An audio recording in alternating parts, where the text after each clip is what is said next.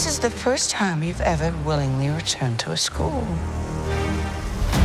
How does it feel? Like returning to the scene of the crime. I already know where the bodies are buried.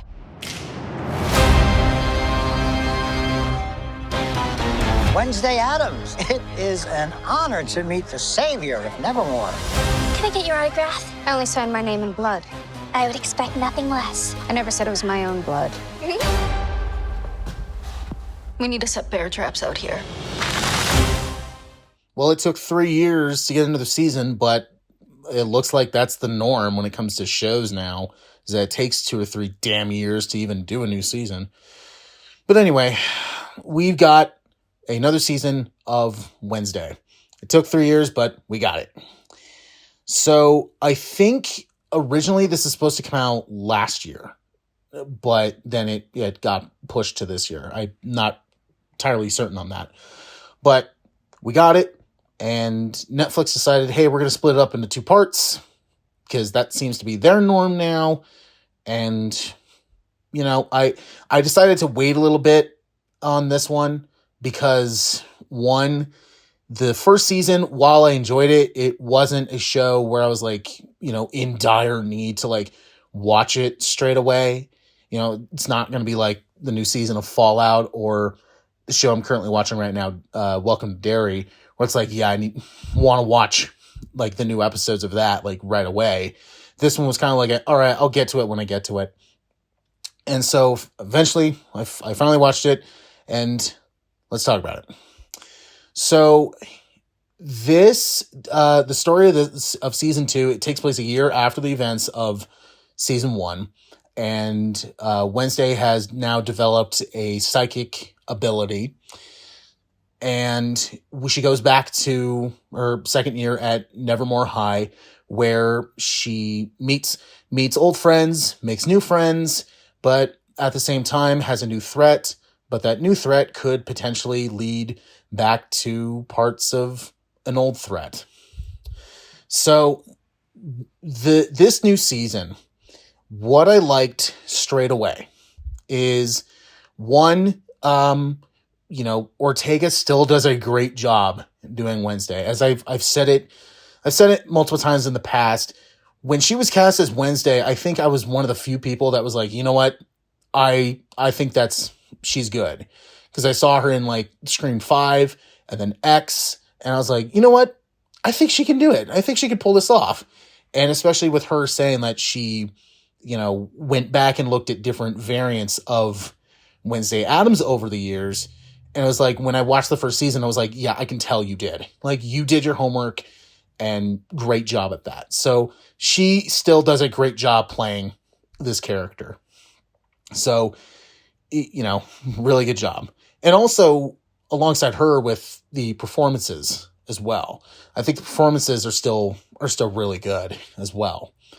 Now, they also, in this season, they give a lot of other people more stuff to do. Like, for example, the rest of the Addams family. They actually give each one something more to do, where, you know, in season 1, we see Pugsley for a little bit, and then he's gone. And then halfway through the season, we get a backstory with Gomez and Morticia. They're like, all right, that was kind of cool, but then they're gone again. With this one, they're all in it. They're all there.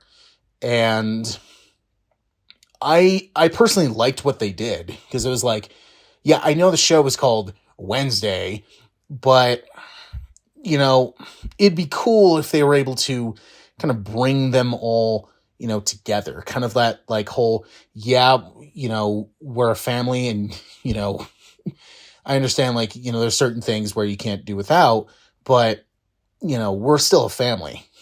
Now, what kind of family? You know, that's up for you to decide. But yeah, I liked how they gave the rest of the family more stuff to do, so it felt more involved. And also the one of the issues I was going into this was the fact that it's been technically 2-year gap, because they filmed this last year.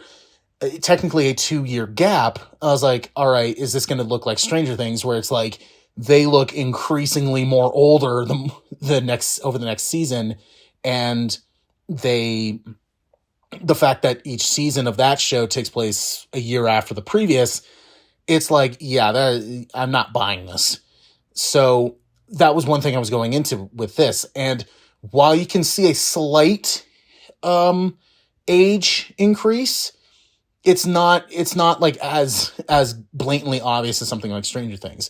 But then when you see Pugsley, it is like, whoa, dude, you grew up. So, to recap the good, Ortega is still great. The new performances, were really cool. Steve Buscemi plays the new principal, and I'm just going to make this, if you get offered to be the president or the principal at Nevermore Academy, don't do it. Just don't do it. Because it's bad news. And I like how, more people had more stuff to do. Like, they had their own storylines going, which I liked. Now, some of the stuff that I didn't really like. While I appreciate everybody getting something new to do, and everybody got something to do, there were times where it felt a little padded for time. Like they looked at the 8-episode slot that they had and said, okay, we need to put this, and they were planning it out. And then they realized, oh wait, we only have like 6.5 episodes worth of story. What are we going to do for that other episode and a half? Well, let's just kind of drag it out. Let's pad it out, and then we'll stuff some stuff in there, which is some of the problems I had with the first season, where it felt padded for time. And while it's cool to see like some people do some certain things, it's like, okay, but okay, like like I said, it felt padded for time. Now, this part, there were some parts in there that, while small, annoyed me a little bit. Like, I'll actually be completely honest. I originally thought this idea that they brought in was really stupid. And then, I looked it up and was like, all right, I will let this go. And that was, I won't spoil it, but Wednesday, it's revealed that she does have an allergy. I'm not going to say what it is. I'm not going to say what happens with it, but she does have an allergy. And I'm like, I think that's a little dumb. And then I looked it up. I'm like, oh, okay. I'll stop talking. I'll shut up about that. I will let that go. I can let that go. But there's an episode in here that when I saw this come out, people were spoiling it because they don't know how to shut up. And this episode was the big thing I started seeing. And I immediately started going, oh man, they're doing this. And it's a certain, I don't really want to give it away, but I'll just say it. There's an entire episode that has to do with a body swap thing. And if you don't know me, body swap stuff is kind of getting on my nerves a little bit. It's a little pet peeve of mine when it comes to movies, because they do the same things as like just previous movies do. While with this one, they don't do as much as those do. They still kind of do them. And it's like, okay, we're now going to have the scene where it's, oh, they got to spend time with the family, or they have to act like one another. And it's like, oh, okay, while it is cool to see these two people, act complete opposites of each other, I won't say who, but I'm pretty sure you can guess on who it is.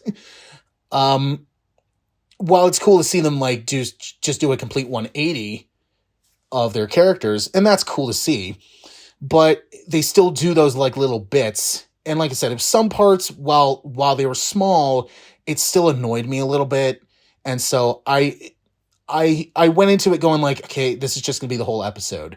But then they move on from that, and it was like, okay, all right, it's not it's not annoying me as much as I thought it would.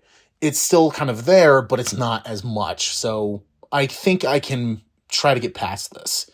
So overall, this was kind of the same thing as I felt with the first season, where I liked it, but I didn't love it. While I think everybody is definitely given more stuff to do and has a lot more screen time than the previous season. There were times where it felt a little dragged out. Like they saw like, oh, we need 8 episodes, but we only have like 6.5 episodes worth of story. So what are we going to do for that last episode and a half? And it was like, let's fill it. Just fill it. And while I don't think it was much as a problem as everybody else, it was kind of a little problem for me. Now, this definitely feels bigger than the previous season. Like the first season, they were trying to like not step on anybody's toes, and they got it mostly done well.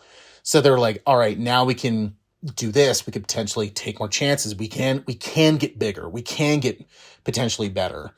And while I think they succeeded in certain aspects, there was also some in there where I don't think they did as well.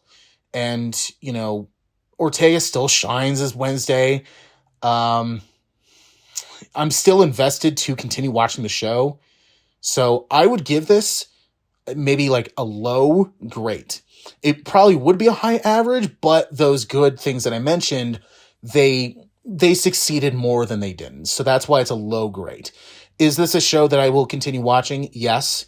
But is it a show where I'm like in the urge to rewatch it? Not really. Much like the first season, where I'm like, okay, I watched that show. It was a fun experience, but would I watch this again? More times than no. So did I love it? No. But at the end of the day, I definitely enjoyed it. So that's why I think it gets a low grade. And it already got renewed for a 3rd season. And we will see that in, I think they said 2027. So we'll have to wait 2 years for another season. So wait patiently.